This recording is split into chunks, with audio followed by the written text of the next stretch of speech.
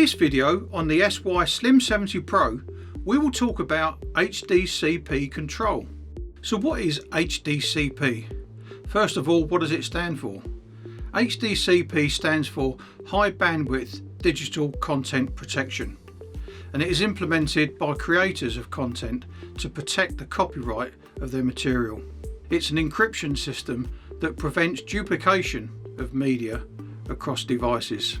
Content management is on most, if not all, DVDs and commercial streaming services like Sky, Netflix and so on.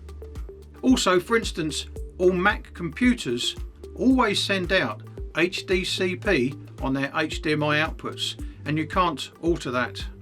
Seeing as most HDMI signal problems are centered around HDCP issues, being able to manage and treat HDCP is imperative. Support and management of HDCP ensures compatibility, allowing you to control the HDCP format of the incoming signal source via the HDBaseT extender itself. You can ensure that you obtain a trouble-free image on your display, regardless of whether or not the connected display's HDCP version matches that of the source. So why is this important?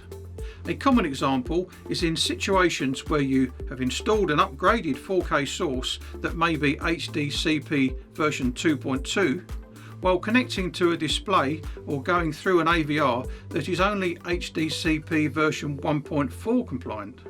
In this situation, you may normally find that no signal is passed through to the display. The solution?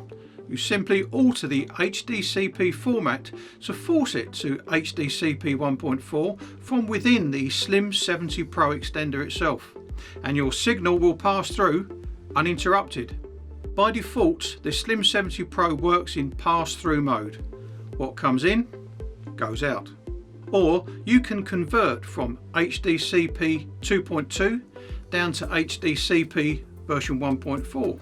Or you can even put the unit into cascade mode, which is useful for systems where you have a long signal chain. How you use it? You choose.